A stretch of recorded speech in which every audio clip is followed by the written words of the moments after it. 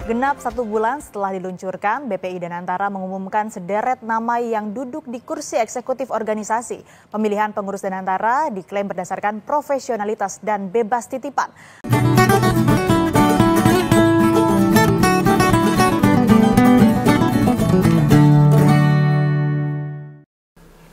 Ngomongin ekonomi negara kita sekarang ini, sepertinya makin suram. Mau tidak mau dan suka tidak suka itu mesti bicara atau berpangkal pada Danantara. Saya tidak menyalahkan Danantara 100%. Lah institusi baru ini meski pengko pangkaping berkali-kali atau bola-bali disebut akan berperan besar dalam ekonomi Indonesia. Di dada ini ada optimisme. Di kepala ini ada nalar yang rasional. Danantara bakal gini. Iya, kita bedah aja. Mari kita cari alasan-alasan dasar-dasar mengapa Danantara akan begini. Pegawai nggak merasa punya kemampuan berlebih memahami pasar sebenarnya. Atau rumitnya teori ekonomi yang sekarang dipakai bulat jelimet itu. Pegawai hanya melihat indikatornya aja atau ciri-ciri atau gelagat-gelagat yang bisa saya sampaikan untuk dingerteni, untuk diketahui. Dan satu hal yang pantas disyukuri, yang saya angkat jempol itu, Mbak Mega akhirnya nggak masuk di institusi baru itu. Nek merujuk cita-cita Presiden Prabowo loh, kan karepnya semua mantan presiden mesti ada di pengarahnya Danantara. Presiden ke-6 dan ke-7, Pak BY serta Pak Jokowi ada di pembacaan nama-nama yang mengisi di struktur Danantara. Pak Mega nggak ada. Mengapa tidak masuknya Bu Mega mesti kita syukuri. Masuk dari 4 presiden yang masih sugeng, masih sehat. Sugeng itu sehat. Gak ada yang mudeng. Bila ini lembaga yang justru bahaya bagi negara kita. Jadi bukan lembaganya yang bahaya, itu bukan. Ini kan maksudnya baik Danantara itu. Melainkan meragukan komitmen orang-orang yang ada. Ketidakyakinan, ketidakpercayaan. No trust, hingga keraguan pada person-person yang belum lama diumumkan. Yang mengisi di sana itu. Di susunan struktur Danantara. Nah, tidak masuknya nama Ketua Umum Partai Demokrasi Indonesia Perjuangan itu bukan perkara tidak setuju, enggak. Enggak mau bareng sama kader yang sudah dipecat, enggak. Karena tidak mau kumpul sama Pak Jokowi, Mbak Mega, bukan itu. Tidak suka ketemu Jokowi lagi, bukan itu. Lah, nurut pertimbangan yang tak analisa, tak prediksi loh ini. Mau bagaimanapun beliau melihat indikasi atau respon yang diberikan oleh pasar. Lah mosok bar di launching habis diluncurkan opening kok pasar saham anjlok. Kita nggak merespon dengan baik kan. Kejadian malah sebaliknya, duitnya investor malah dipindahin ke luar negeri. Kan bingung itu. Maka Mbak Mega kelihatannya ya tahu hal ini. Terus berbagai media internasional, utamanya media khusus ekonomi lah, mayoritas analisisnya kan nggak positif. Loh, sebagai mantan presiden, Bu Mega ngerti lah yang beginian ini. Orang atau jaringan dia di luar negeri pasti sudah banyak yang nanya, ngasih tahu, memberi masukan pada Mbak Mega. Dan Mbak Mega itu presiden yang selalu menerima masukan. Nah, pilihan terbaik ya nggak ikut. Orang melu-melu itu sama presiden-presiden yang lain yang masih sugeng. Pak BY sama Pak Jokowi kenapa mau? Apa nggak ngerti juga? Ya mereka sangat paham dengan yang akan terjadi. Anda tahu masuk ke situ berisiko. Kok bablas wae? Pertanyaannya. Ya jangan tanya ke saya. Wong saya bukan jubir atau orang dekat mereka. Ya tanya Pak BY sama Pak Jokowi. Lo mau bagaimanapun, mesti Presiden Prabowo yakin sama Danantara. Nek Bu Mega nggak yakin, terus nggak bersedia dimasukkan ke Dewan Pengarah, bisa apa? Ini perkara Bu Mega ini, Pak Prabowo serta Danantara nggak ada kaitannya dengan kondisi politik. Ini sesuatu yang di luar itu. Kita semua tahu ini salah satu lembaga investasi terbesar, super holding, raksasa lah, yang dibangga-banggakan. Kata siapa? Ya kata Pak Prabowo, bukan kata Om Begawan. Lainnya kebanggaan itu mudah sekali dipatahkan sama rakyat. Sama kita semua. Bahkan ahli ekonomi, para pakar-pakar ekonomi sudah memberikan masukan bahwa ini nggak bakalan bisa sukses. Yang orang-orang biasa aja. Nek kita wae mampu dan jeli melihat titik-titik lemahnya. Lo titik lemahnya Danantara. Bagaimana dengan para investor? Oh, mereka lebih ahli. No. Dengan jurnalis ekonomi tingkat nasional dan internasional. Dengan pemilik modal. Ya mereka semua kabur akhirnya. Karena tahu akhirnya nanti seperti apa. Kita yang bukan siapa-siapa aja bisa ngelis, menyusun daftar tanya. Kok anu itu siapa? Apalagi pemain pasar saham dari luar negeri. Logika sederhana aja lah, logika sederhana. Dari informasi yang disebar, kan Danantara diisi 7 BUMN. BUMN yang kita punyai, yang disatukan. Maka aset bisa tembus 14.000 triliun. Bila duweni aset semono akeh, kok Presiden melakukan efisiensi APBN sebesar 306 triliun. Itu logikanya aja kan. Ambivalen kan. Terus dimasukkan ke Danantara. Ibarat teman kita ngaku sugih banget. Naiknya saja mobil mewah. Kita mau pinjam duit 1 juta buat pembelian sesuatu untuk usahanya. Percaya? Padahal dia naiknya mobil mewah. Apakah kita akan meminjami? Hanya 1 juta. Malah dengan mengajukan peminjaman duit ke kita itu. Otak kita mikir. Dia ini kayak beneran, sugih tenanan, apa ceritanya aja yang gede. Nah, ditariknya duit investor dari Indonesia yang menyebabkan pasar saham kita rontok anjlok jelungup. Dan duit itu dipindah ke luar negeri. Bisa dimaknai bentuk kekhawatiran para investor. Atau memperlihatkan ketidakpercayaan juga atas munculnya Danantara. Saya tidak menyalahkan Danantara. Tetapi faktanya seperti itu. Bukankah kita bisa dimaknai investor asing nggak yakin? Tindakan aksi narik modal, wujud ketidakpercayaan pemilik modal pada pemerintah. Loh, pemerintah yang belum genap setengah tahun berjalan, mosok wis diragukan sama dunia internasional kan ya parah banget. Ciloko ini. Loh, pandangan ini makin meneguhkan atau membuat yakin Mbak Mega sebagai ketua umum partai dan mantan presiden untuk tidak bergabung. Nah, ini kata siapa? Nah, ini kata saya. Bahwa lebih baik Mbak Mega memang tidak bergabung. Contoh betapa ketidakkredibelan. Kok kita ketidakkredibel. Maksudnya incredible. Incredible. Gak meyakinkan lah Danantara itu. Lah Pak Rosan aja mengklaim orang-orang yang mengisi Danantara tidak ada titipan. Termasuk titipan dari presiden. Lah wong kenyataannya faktanya gitu loh. Masyarakat kok mesti diopas apusi wae. Dan selalu pernyataannya para pejabat itu ngapusi wong pinter. Ya konangan loh. Dari pernyataan bos Danantara saja. Ini kan remuk-remukan.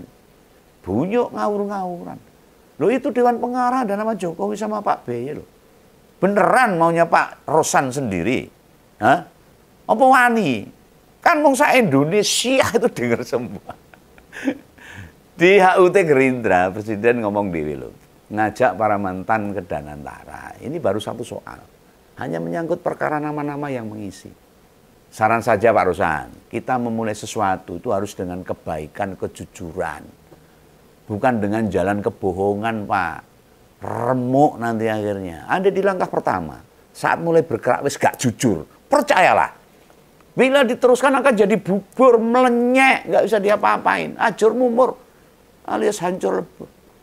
Lah orang macam begini, kok dipercaya ngelola institusi andalan pemerintah dengan dana yang orang umum gede ini, 14.000 triliun. Apa orang alamat palsu? Digoleki renek alamatnya palsu. Loh kayak lagunya Ayu Ting Ting itu. Ingat loh, ini baru satu hal. Landilalah yang meneh-meneh mungkin disebabkan niatnya mbuh kepiye. Ditumpukan lagi kepleset lidah. Kok nama Bu Sri Mulyani, Menteri Keuangan kita yang mestinya masuk di jajaran Dewan Pengawas, iso lali dibacakan kok. Oh ini urusannya kan duit. Harusnya Menteri Keuangan harus paham. Loh apa waktu mengumumkan itu di Padang upacara hari Senin itu kayak baca teks Pancasila sehingga hafalan tanpa naskah juga akan lupa gitu loh. Kita semua kan mikir nih. Itu susunan pengelola Danantara. Yang ngetik siapa coba? Lo sebelumnya dibaca kan harus diteliti dulu. Apa nggak diperiksa lebih dulu? Ada nama yang ketinggalan. Lo gimana rakyat mau naruh kepercayaan besar ke Danantara? Lah wong nyatet nama jajarannya aja wis lali kok. Bu Sri Mulyani, Menteri Keuangan, orang sehebat itu saja bisa dilupakan. Gimana dengan nasib rakyat? Terus nanti nek wis mulai operasi, Danantara melaku, timi-timi, ada kejadian kelupaan nyatet transaksi investasi. Nilainya bisa puluhan atau ratusan triliun. Gimana? Hah? Lali nanti ngomongnya cuma lupa. Lupa mencatat aset tanah yang baru dibeli misalnya. Dengan luasan 20.000 meter persegi. Misalnya di kota besar, di Semarang atau Surabaya. Atau lupa mengagumkan sertifikat tanah. Piye coba? Lupa para pengelola ya lupa. Bahwa itu pakai duit Danantara buat keluarga. Misalnya.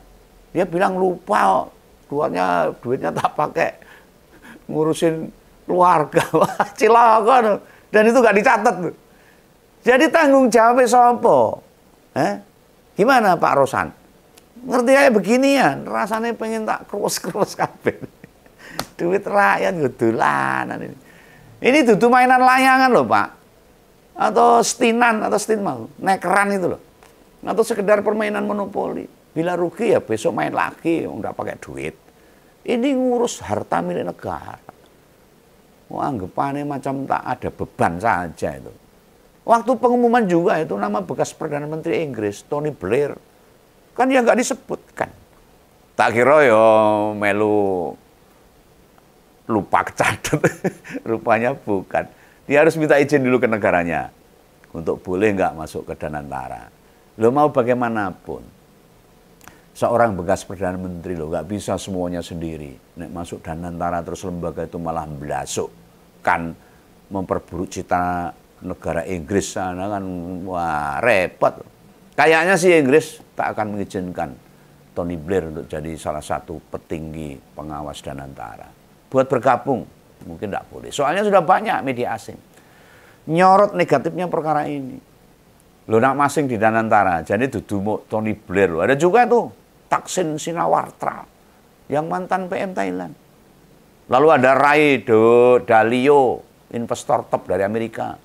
Jeffrey Sachs, ekonomis Amerika Serikat juga.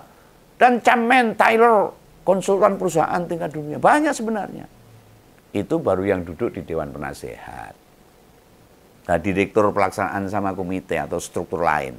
Ada juga orang asing yang mengisi itu. Bengkau ini jadi mikir ini. Rendah nih jadi mikir. Kok buat menjalankan institusi baru? Kenapa kayak PSSI aja mau ngangkat prestasi sepak bola dadak naturalisasi barang? Wonge coklat sing main londo kabeh. Untung menang. Lah apa nggak ada ekonom-ekonom atau direktur atau pengelola perusahaan dalam negeri nggak bisa dipercaya megang di Danantara. Bila sama orang sendiri baik, gak bisa percaya, gimana kita sebagai rakyat mau percaya dengan mereka? Dan meletakkan orang asing di penasihat Danantara, itu no problem sebenarnya, nggak masalah. It's okay, silahkan. Tetapi ada nama asing lain dipercaya di posisi Managing Director, Risk and Sustainability, juga Komite Investasi dan Portofolio. Ini berbahaya. Langkah Prabowo ini jelas tidak tepat. Gimana nanti apa yang dijalankan di Danantara? Terus ditiru, dikopas, dikopi paste oleh BUMN sama BUMD tingkat provinsi dan daerah. Orang-orang asing diminta ngisi jabatan-jabatan strategis. Meniru yang dijalankan presiden. Lah cilaka itu. Ini bukan sekedar perkara kekayaan kita loh. Malah gaji mereka. Nah, itu kan perkara sepele sebenarnya, teknik dan administratif. Tapi informasi-informasi potensi kita, sumber daya kita, zonasi daya saing kita, jadi diketahui orang luar loh. Rahasia kita mulai jebol loh. Gak bahaya toh? Lo memang salah ngasih kepercayaan sama Pak Arsyad Rashid, Pak Jonan, Pak Agus Marto, Pak Glenn Yusuf, serta ratusan nama kredibel lainnya mendudukkan non-WNI di jabatan strategis perusahaan. Atau institusi milik negara itu bukan keputusan yang bijak. Ya, banyak anak-anak bangsa kita yang melebihi kepandian kecerdasan orang-orang asing. Loh yang kayak ginian, gimana investor asing mau percaya?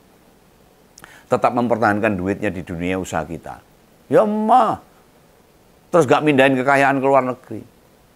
Nah titik kelirunya itu, mergo negara kita itu tidak dikelola secara wise sama presiden yang katanya sangat tegas itu. Yang nggak becus siapa? Masa yang rugi kita sih? Ini kok di 2 hari kemarin tuh, haters kembali pada komentar di Ngompol. Apa pemerintah gerasumu, takut sama kritikan-kritikan, sehingga ngerahkan baser-baser. Pakai nalar, begawan ngeritik ini demi baiknya bangsa kita. Fakta-fakta yang di topik ini tak sodorkan, itu realitas yang pahit. Tapi harus dijawab sama pemerintah. Omongan begawan ini yang pedes. Kaya sambel lombok tingkat dewa. Ya ini biar ada perubahan.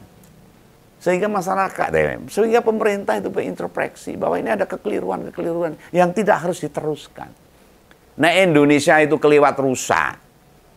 Kan aku juga ikut rugi. Justru kita mesti bersuara. Ya karena saking cinta kita pada negara ini. Cinta kita pada para petinggi-petinggi kita ini. Presiden Prabowo kita dukung. Meskipun saya dulu tidak milih Prabowo. Tapi dia presiden saya. Harus kita dukung. Tetapi nek keliru ya dielekne. Dikasih saran. Justru orang-orang yang kecewa, yang merasa dirugikan. Nek meneng wae berarti mereka cari aman.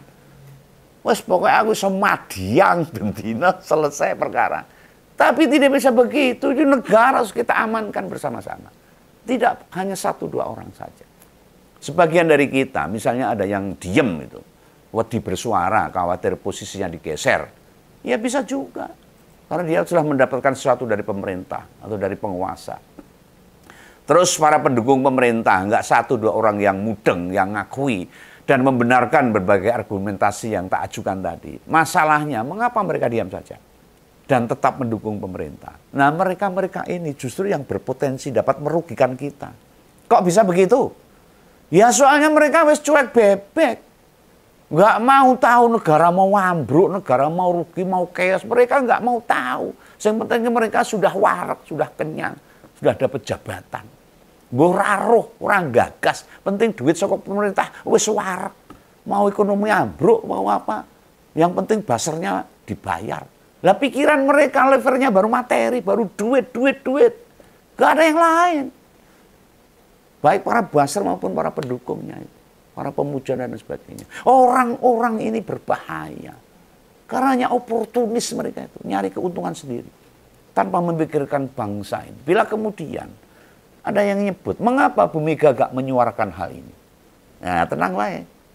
Wis tak wakili. Jumleknya hati Bu Mega ini tak wakili. Urusan Bu Mega gue akeh. Tanggung jawabnya macam-macam. Wes anggap baik, aku bagian kecil yang menyuarakan atau bagaimana bentuk kepedulian Bu Mega. Tapi tolong, ada yang bisa ngejawab pertanyaan-pertanyaan saya tadi.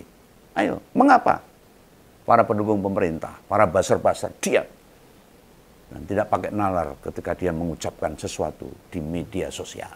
Jawab pertanyaan kamu. Itu ya, jangan salah paham. Ini demi negara kita agar tetap tegak dan masyarakat bisa disejahterakan. Salam begawan, salam ngompol. Jangan lupa subscribe ya. Dadah.